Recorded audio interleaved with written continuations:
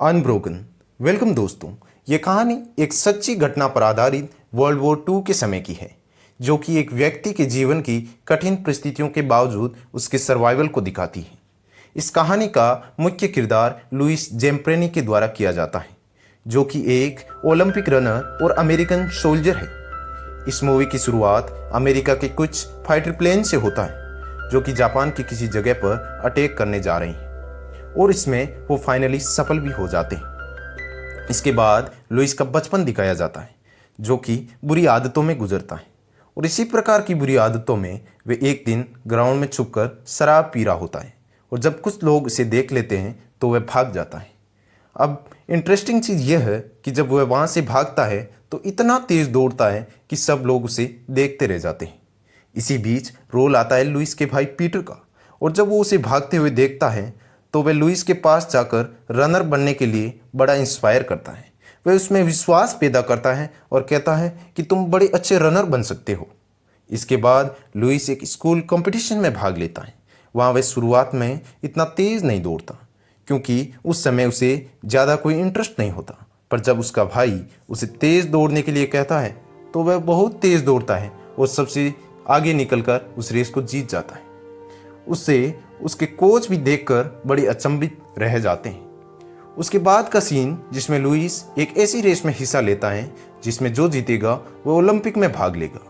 अब इस रेस की शुरुआत में लुइस जब दौड़ता है तो वह इतना आगे नहीं आ पाता और पीछे के ग्रुप में रहता है। पर जब उसके भाई की कही हुई बातें याद आती हैं तो वह बहुत तेज दौड़ता है। साथ में भाग रहे रनर के गिराने की कोशिश करने के बावजूद भी लुइस इस रेस को जीत जाता है, क्योंकि यह रेस लुइस 4 मिनट में पूरी करता है, जो कि एक नया रिकॉर्ड है। अब इस रेस के बाद लुइस का ओलंपिक में चयन हो जाता है। वह 1936 ओलंपिक के लिए निकल जाता है। वह ट्रेन तक अपने भाई के साथ आता है और वह अपने भाई को भी आने के लिए कहता है, पर उसका भाई उसे मजाक में कहता है कि मैं क्यों आऊँगा, तुम तो वैसे भी जीतने वाले हो नहीं। जाते समय लुइस का भाई लुइस को एक बहुत अच्छी लाइन बोलता है और कहता है, लुइस, दर्द के एक पल की कीमत जीवन भर की महिमा होती है और तुम इसे हमेशा याद रखना। इसके बाद लुइस ओलंपिक के लिए निकल जाता है। शुरुआत में वह वहाँ भी इतना कुछ अच्छा नहीं कर पाता, जिसे देखकर उसकी फैमिली को बड़ी चिंता होती है। पर फाइनली उसके भाई की बातें उसे वापस याद आ जाती हैं, और ये बातें उस पर इतना प्रभाव डालती है कि वह लास्ट राउंड सिर्फ 56 सेकंड में कंप्लीट कर एक नया वर्ल्ड रिकॉर्ड बनाता है। इससे पूरा स्टेडियम गूंज उठता है और उसका परिवार भी बहुत खुश होता है। अब दोस्तों, इसके बाद की कहानी का दृश्य पूरा अलग हो जाता है, क्योंकि लुइस का सपना अब 1940 के टोक्यो ओलंपिक्स में मेडल लाने का था। पर 1939 में वर्ल्ड वॉर शुरू हो जाती है, जिससे ओलंपिक्स कैंसिल हो जाते हैं और लुइस अमेरिकन सेना में चला जाता है। अब इसके बाद का दृश्य वापस प्लेन का आता है, जो 1943 के समय का होता है, जिसमें लुइस और उसके साथी किसी टारगेट पर अटैक करने जा रहे हैं, जैसा कि मूवी की शुरुआत में भी दिखाया जाता है। इस अटैक में उनका साथी काफ़ी घायल और प्लेन भी डैमेज हो जाता है, और जब इस स्थिति में पायलट लैंडिंग करता है तो प्लेन का एक टायर भी फट जाता है। पर फाइनली पायलट इस प्लेन को बिना किसी नुकसान के कंट्रोल कर लेता है। अब इसके बाद का दृश्य जिसमें लुइस अपने फ्रेंड के साथ एक गाड़ी के बराबर दौड़ रहा है, और तभी उनके दूसरे साथी आकर इन्फॉर्म करते हैं कि उन्हें समुद्र में फंसे कुछ लोगों को बचाने जाना है। और जब लुइस और उसके साथी इस मिशन के लिए निकलने प्लेन से मिलती हैं। अब लुइस को उस बोट में कुछ चॉकलेट्स और पानी की एक बोतल मिलती है। अब लुइस अपने दोस्तों को बताता है कि हमें इन पैकेट्स को बचा बचा के खाना है, क्योंकि हमें पता नहीं या हमें समुद्र में कितना रहना है। अब इतने बड़े समुद्र के सामने उन्हें कोई दिशा नहीं थी कि वो कब और कैसे बाहर निकलेंगे। एक दिन निकल जाने के बाद दूसरे दिन उन्हें उम्मीद की एक किरण दिखाई देती है। एक प्लेन आकाश में आता हुआ दिखाई दिया, पर जैसा सोचते हैं वैसा हो नहीं पाया। उनके द्वारा फ्लेयर गन छोड़ने और काफ़ी प्रयत्न करने के बावजूद वो प्लेन चला जाता है, और यह समय उनके लिए काफ़ी मुश्किल हो जाता है। इसी बीच जब लुइस खाने के लिए उस पैकेट को देखता है तो वह खाली होता है, क्योंकि उसे मैक खा जाता है। लुइस को इसे मैक पर गुस्सा आ जाता है, और क्योंकि ये सर्वाइवल के लिए इन पैकेट्स को रखना ज़रूरी था। इस प्रकार 2 दिन बीत जाने के बाद उनकी हालत और ख़राब हो जाती है। पर तीसरे दिन उन्हें एक और उम्मीद मिलती है। जब वे सोए हुए होते हैं तो एक पक्षी आकर उनकी बोट पर बैठ जाता है। लुइस पहले उसे थोड़ा देखता है और फिर झट से उसे पकड़ लेता है। इसके बाद जब वो इस पक्षी को काट कर खाते हैं तो उन्हें उल्टी हो जाती है और सारा खाया हुआ बाहर निकल आता है। अब वो दूसरा तरीका अपनाते हैं। लुइस का साथी फिल मछली पकड़कर खाने को कहता है। अब वो कुछ दिन इन मछलियों को खाकर गुजारते हैं। इसी बीच लुइस अपने दोस्तों को बताता है कि हमें लगातार बातें करते रहना चाहिए, जिससे हमारा माइंड सही रहेगा और हमारे साथ सब कुछ अच्छा होगा। इतनी मुश्किलों से भरे जीवन को जीने के बाद भी उनके सामने एक और नई कठिनाई आ जाती है और वो है समुद्र में तूफान आना। काफ़ी मुश्किलों के बाद जब वो इस तूफान का सामना करते हैं तो थोड़ी देर बाद बारिश हो जाती है, जिसके बाद वो जी भरकर पानी पीते हैं।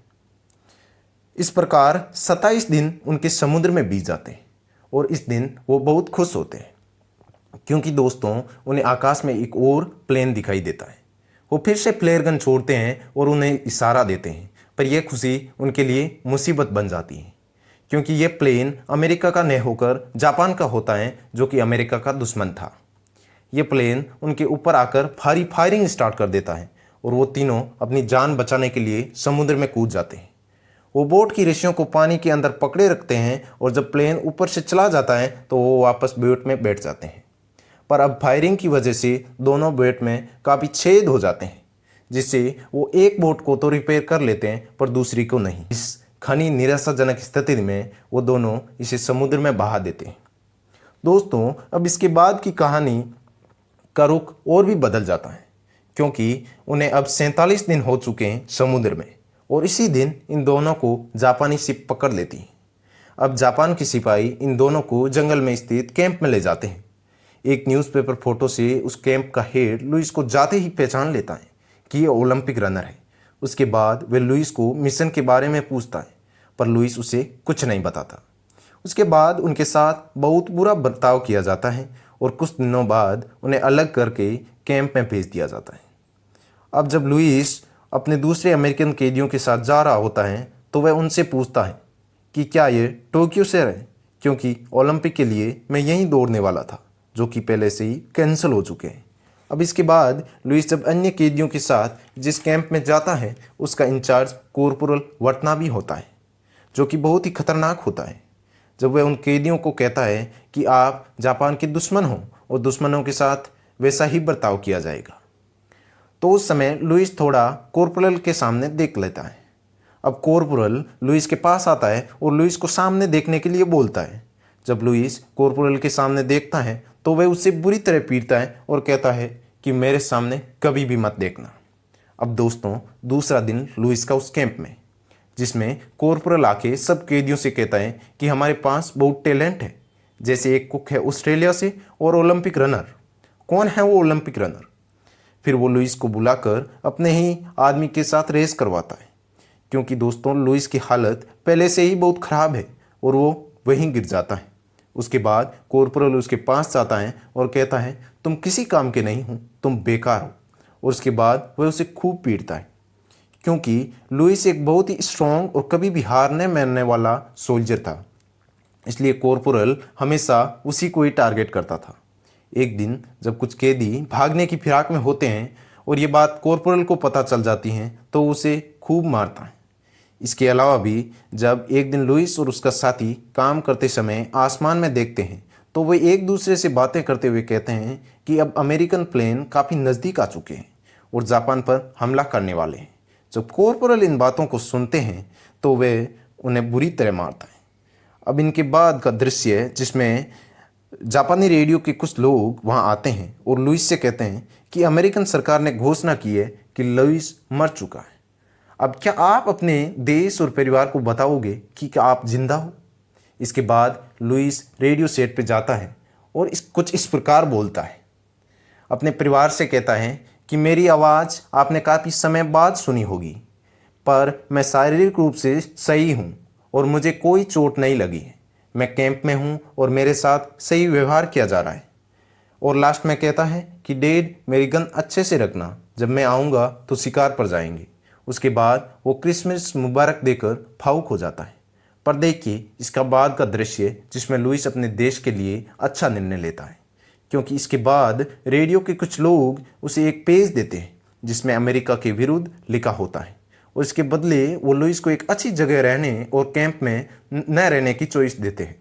पर लुइस अपने देश के लिए यह सब कुछ करने से मना कर देता है।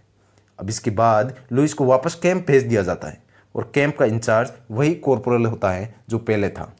अब कॉर्पोरल उसे कहता है कि तुम पूरी तरह मेरी समान हो, तुम मेरे अच्छे मित्र बन सकते हो, पर ऐसा होगा नहीं क्योंकि तुम मेरे दुश्मन हो।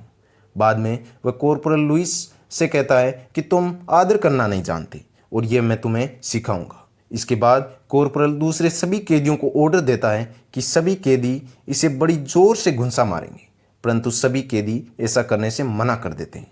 अब कॉर्पोरल लुइस के एक साथी को बुलाते हैं जो कि बहुत ज़्यादा कमज़ोर होता है और वो बोलता है कि मैं इसे जब तक मारता रहूँगा तब तक तुम इसे नहीं मारते। इसी बीच लुइस जोर से बोलता है और अन्य कैदियों से कहता है कि मुझे मारो। अब सब कैदी लुइस को मारते हैं और उससे उसकी हालत और भी बिगड़ जाती है, पर वह अपने साथी को बचा लेता है। इसके बाद कैदी अपने दर्द को कम करने के लिए एक कॉमेडी शो करते हैं। तभी कॉर्पोरल लुइस के पास आकर बैठता है और बोलता है उसका प्रमोशन हो गया है और अब वह दूसरी जगह जाएगा। अब लुइस को इससे मन में बड़ा अच्छा लगता है क्योंकि अब कॉर्पोरल वहाँ नहीं रहेगा। पर दोस्तों लुइस के जीवन में कुछ और ही लिखा होता है, क्योंकि जिस कैंप में वह रह रहा था उसी में बमबारी हो जाती है और सब कैदियों को दूसरे कैंप में ट्रांसफ़र किया जाता है, जिसका इंचार्ज वही कॉर्पोरल प्रमोशन के रूप में सर्जेंट है। अब जब लुइस उस कॉर्पोरल को पहली बार उस कैंप में देखता है तो वह लड़खड़ा कर गिर जाता है। अब इस नए कैंप की हालत बहुत ही ख़राब होती है क्योंकि इसमें इन सब कैदियों को नाव से कोयला निकालना होता है, जिससे वो सभी कैदी बहुत कमज़ोर हो जाते हैं और काम करने की बिल्कुल भी हिम्मत नहीं होती। इसके बावजूद भी काम करने से काफ़ी घटनाएं होती हैं, जैसे एक कैदी का ऊपर से गिरकर ख़त्म हो जाना तो लुइस को धक्का देकर खड्डे में गिरा दिया जाता है। अब इसी बीच आता है कहानी का सबसे इंटरेस्टिंग पार्ट, क्योंकि उस कैंप में काम करना बड़ा मुश्किल होता है और लुइस एक समय काम करते वक्त थोड़ा सहारा ले लेता है। अब इसे ये करते हुए एक जापानी सैनिक देख लेता है और वो सीधा उसे पकड़कर कॉर्पोरल के पास ले जाता है। अब कॉर्पोरल के सामने बहुत भारी भारी लकड़ियाँ रखी होती हैं और वो लुइस को इसे उठाने को बोलता है। लुइस पहले से ही बहुत थका हुआ है, पर वो इतनी आसानी से हार मानने वाला कहाँ है। वह अपनी मजबूत सोच से कोशिश कर उस लट्ठे को उठा लेता है। उसके बाद कॉर्पोरल उसे सिर के ऊपर उठाने को कहता है और अपने सैनिकों से बोलता है कि यदि यह लकड़ी को अपने से नीचे करता है तो उसे गोली मार देना। अब लुइस के कुछ देर लकड़ी को सिर पर रखने के बाद वह धीरे धीरे नीचे आने लगती है और सभी कैदी उसे देखने लगते हैं।